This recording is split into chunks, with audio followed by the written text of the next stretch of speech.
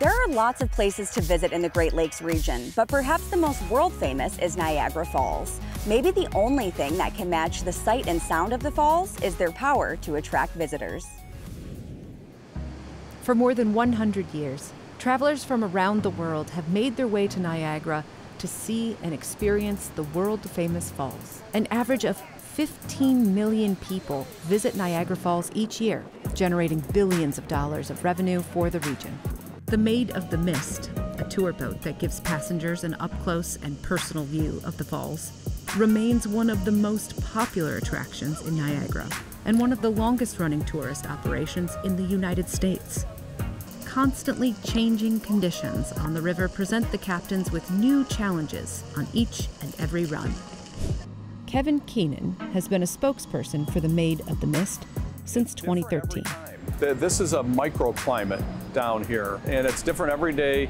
It depends on what the direction of the wind is. The currents here are very challenging, and so the captains have to go through extensive training to make sure that they are able to navigate the waters here in the lower Niagara. Captain Michael Dennis started as a deckhand on the Maid of the Mist in 2014 and has worked his way up to the captain's chair. One trip we may get to the dock and it's, oh, this is not too bad. And the next trip, you know, the water's really screaming. So the currents are constantly changing. You really need to be on the ball here. The tour boats bring passengers directly into the heart of the horseshoe so they can experience the full force of the falls. We've got a couple landmarks that we use that we base off, you know, how far we can go into the horseshoe falls. And we've also got a radar. There's definitely a point where you need to be on the ball because you get in there at a certain point and you don't want to go too far, you know, like safety is the biggest thing for us here. It just takes a lot of trips under your belt to really feel somewhat comfortable up here. With a passenger capacity of 600 per vessel and 1.6 million guests per season, the captains and crew have many lives in their hands. We're not always going to get that, but got, you know, 400 or 500 lives on here. So yeah, there's a lot of responsibility. The Maid of the Mist began operating in 1846 as a steamboat ferry for stagecoaches crossing from the American to Canadian landings. Operations were paused during the Civil War, but in 1885, the Maid of the Mist relaunched and has been in operation ever since. In that time, the fleet made the switch from steam to diesel, and then recently went to electric. In 2020, 2 e-boats, all electric, zero-emission vessels were launched. These are the first e-boats of their kind in North America. E-boat benefits include no engine vibrations, no engine noise, and no stinky diesel fumes.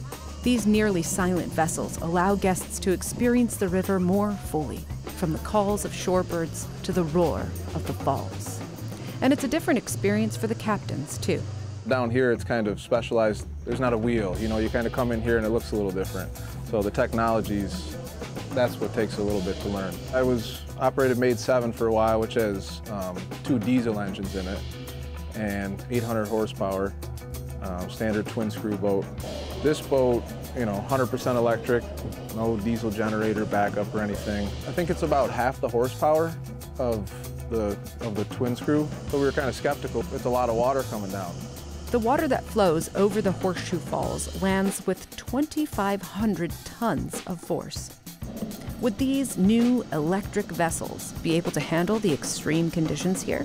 I had taken thousands of trips on the deck over the years, you know, and had Maid 7 in here, but this was all new for me. So I said, I'll just kind of creep up to the horseshoe, feel the currents out a little bit, and maybe I won't go all the way in. Before I knew it, I was all the way in. Some days we've operated the diesel boat in very high water. It's hard to get in, like you're giving it a lot of RPMs, a lot of throttle. And then you take this boat out on the same day with less horsepower on paper, but you can get right in there. So it's like an immediate thrust. It's very powerful. The crew is prepared for all types of emergencies, including rescuing a young boy who got swept over the falls. Roger Woodward went over the falls in the early 1960s. He had a life preserver on. He went over the falls and he survived, and he was fished out of the water by the Maid of the Mist crews. Not everyone wants to see the falls from the water, though. For those visitors who prefer to stay a bit drier, provincial and state parks on each side of the falls provide a variety of ways to experience the area, from rustic hiking trails to visitor centers with multimedia exhibits. Robert Nichols founded Over the Falls Tours with one passenger van. Today, he runs a tour fleet with 32 vehicles and 75 seasonal employees. We take roughly around 50,000 people a year. So people from all over the globe come to Niagara Falls, from Buffalo to Bangkok. A lot of people fly in for the day. We pick them up at the airport. We take them on a day tour and then drive them back to the airport and catch their flight back to New York. I love the Cave of the Winds trip. There are a series of walkways and decks right in front of the falls, and you can choose to get wet and really wet. The sight of 750,000 gallons of water falling into the Niagara Gorge every second has always amazed visitors, from the first Native American communities that reside in the area to the European explorers who arrived in 1678. The French explorer La Salle came here, and he had a French priest on board the ship.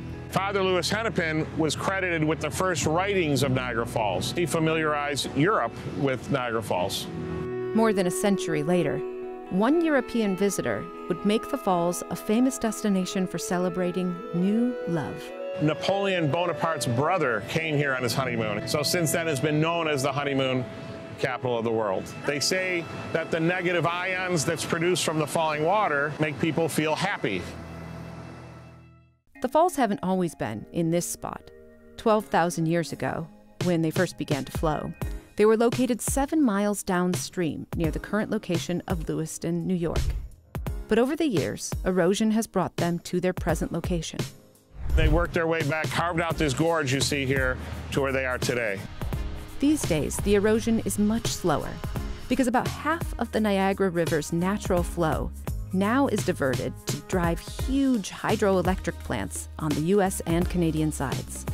If they allowed all the water to go over the falls all the time, the falls would erode about 3 to 4 feet per year. But because we take so much water out, we're slowing down in the erosion to about 1 or 2 inches per year. When night falls, the lights come on. There's LED light panels across the river on the Canadian side that shine up the American Falls, the Bridal Veil Falls, and the Canadian Falls. And they light up the falls every evening, 365 nights a year. During the tourist season, they blow off fireworks at 10 o'clock. It's a joint effort between the City of Niagara Falls, New York, the City of Niagara Falls, Canada, the province of Ontario, and also the New York State Parks and the Niagara Parks of Canada. We're so rich in history. Not only do we get to educate people about Niagara Falls, we get to entertain them. The best part of my job is just to see the smiles on people's faces. When I was a deckhand, that was one of my biggest things. I'd walk around and meet all these people from all over the world, places I don't even know where they are. You hear people laughing out there right now. It's just a cool feeling. We're making memories for these people and ourselves. We have a good time down here. It doesn't feel like I haven't worked in years. Not a lot of people can say that they're operating a boat in Niagara Falls, so it's a unique thing. I'm very happy that I'm able to do it.